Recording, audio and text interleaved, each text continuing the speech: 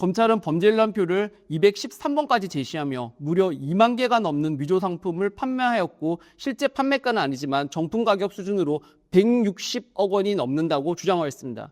결론을 말씀드리면 불과 148개의 의류나 자판만을 상표법 위반으로 판매한 것으로 판단되었습니다. 즉 당초 2만 개 정도의 의류 등을 판매했다고 했는데 최종적인 판단은 이 2만 개가 148개로 준 것입니다. 피고인께서는 당연히 실형을 면했고 추징금이나 벌금은 단 1원도 나오지 않았습니다.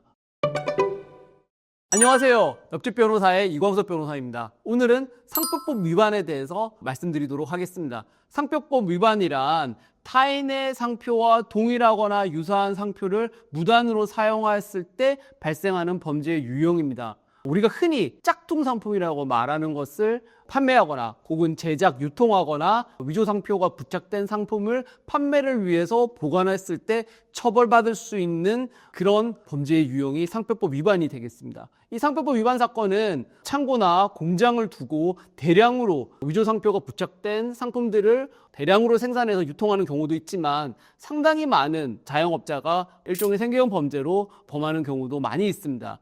그런데 문제는 과거하고 다르게 상표법 위반의 처벌 수위가 조금씩 높아졌다는 것입니다. 따라서 상표법 위반의 혐의로 조사를 받거나 혹은 재판을 받는다면 과거보다 신중하게 접근하실 필요가 있습니다. 먼저 상표법 위반 사건의 수사와 재판이 어떻게 진행되는지 간략하게 말씀드리고 제 성공 사례를 토대로 좀 더 구체적인 설명을 하도록 하겠습니다. 일단 상표법 위반은 경찰이 압수수색을 통해서 증거를 확보하는 경우가 상당히 많이 있습니다. 경찰은 상표법 위반의 범죄 행위를 포착하게 되면 피의자의 주거지나 사무실에 영장을 받아서 압수수색을 하게 되고 그 과정에서 피의자가 보관하고 있던 위조 상표가 부착된 상품, 즉 짝퉁 상품을 압수하고 그 짝퉁 상품을 판매하고 있었다는 사실을 손쉽게 입증할 수 있게 되는 것입니다. 그리고 이 압수수색 과정에서 피의자가 보관하고 있던 장부, 컴퓨터에 있거나 혹은 실물로 보관하고 있던 장부를 압수하는 경우도 굉장히 많이 있습니다. 이 장부에는 피의자가 어떻게 그 장부를 기록했느냐에 따라서 다르기는 하지만 대체로 피의자가 언제 어떠한 상품을 얼마의 가격에 판매했는지가 소상히 나와 있는 경우가 굉장히 많습니다.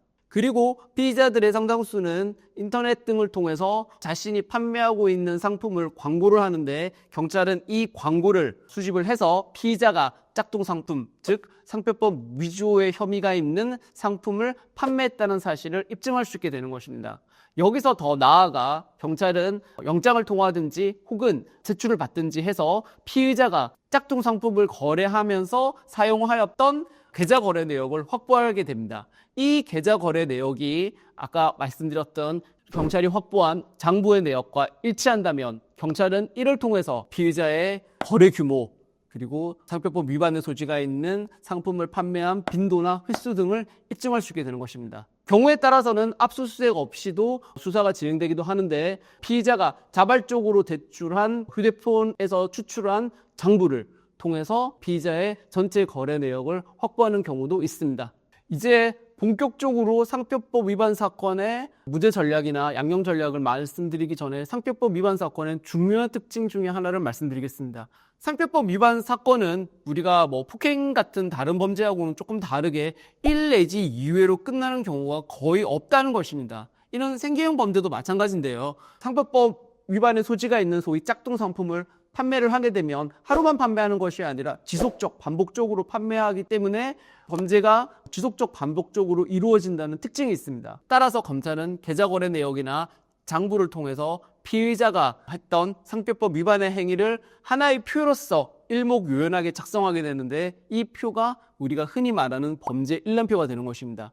이 범죄 일람표에는 각 칸마다 피의자가 어떠한 상표법 위반 행위를 하였는지 구체적으로 기재가 되는 것입니다.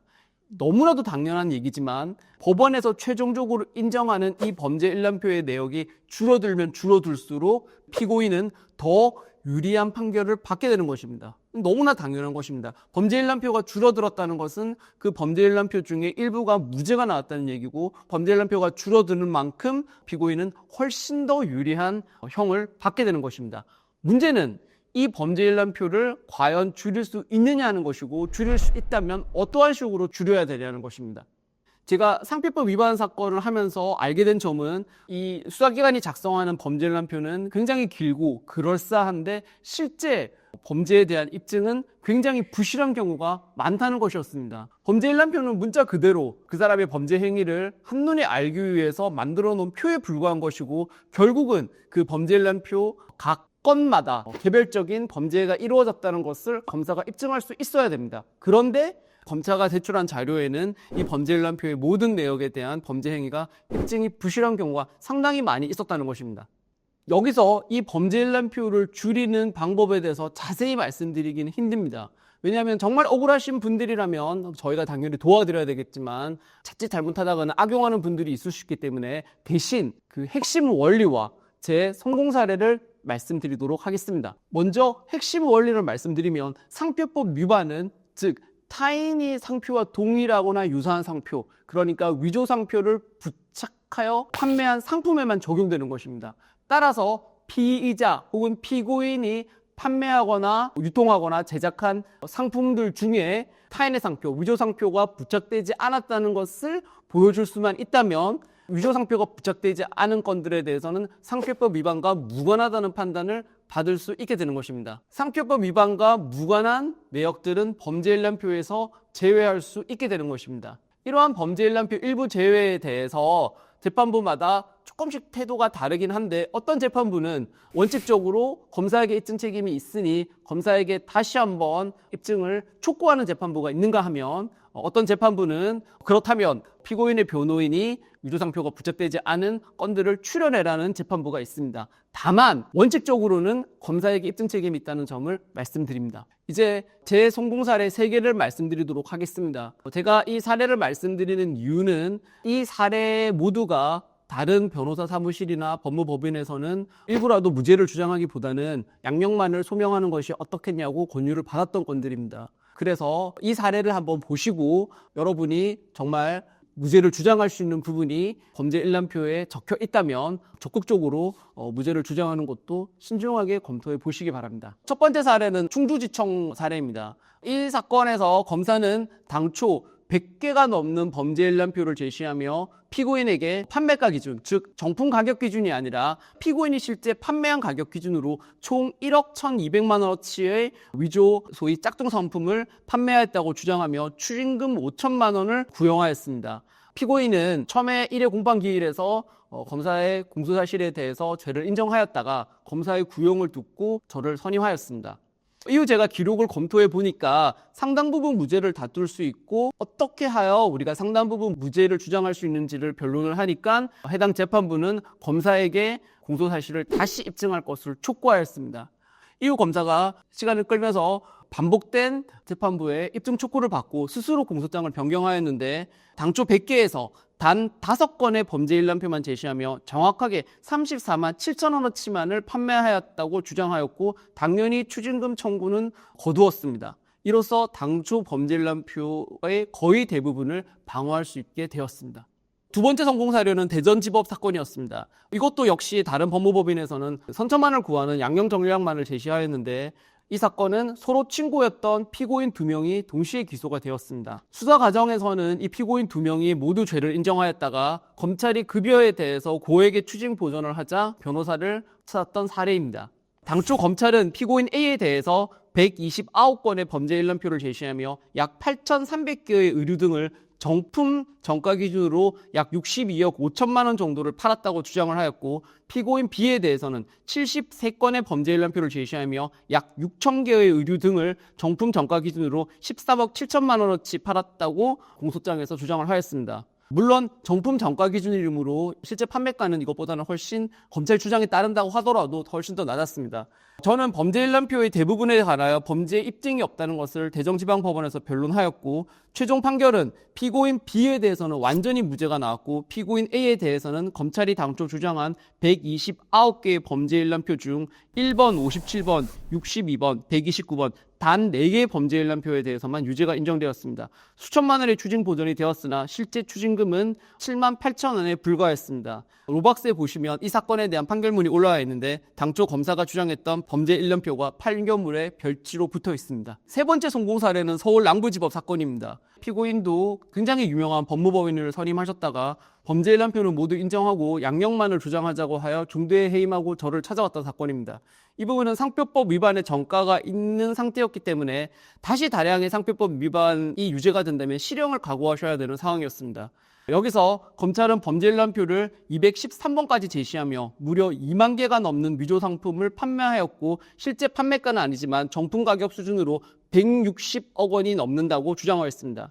이 사건에서는 재판부가 제게 무죄라고 주장하는 부분에 대해서 정리할 것을 요구하셨는데 결론을 말씀드리면 불과 148개의 의류나 자판만을 상표법 위반으로 판매한 것으로 판단되었습니다. 즉 당초 2만 개 정도의 의류 등을 판매했다고 했는데 최종적인 판단은 이 2만 개가 148개로 준 것입니다. 피고인께서는 당연히 실형을 면했고 추징금이나 벌금은 단 1원도 나오지 않았습니다. 이 사건도 로박스에 가면 그 판결문이 올라와 있는데 꼼꼼히 읽어보시면 당초 검찰이 주장했던 내역과 최종적으로 법원이 판단한 내역을 모두 확인하실 수 있습니다. 이 사건은 검찰이 항소를 했는데 기각되었습니다. 이번에는 수사 과정에서 무혐의가 나온 사건을 기준으로 다른 식으로 상표법 위반에 대해서 접근하는 방식에 대해서 말씀을 드리도록 하겠습니다.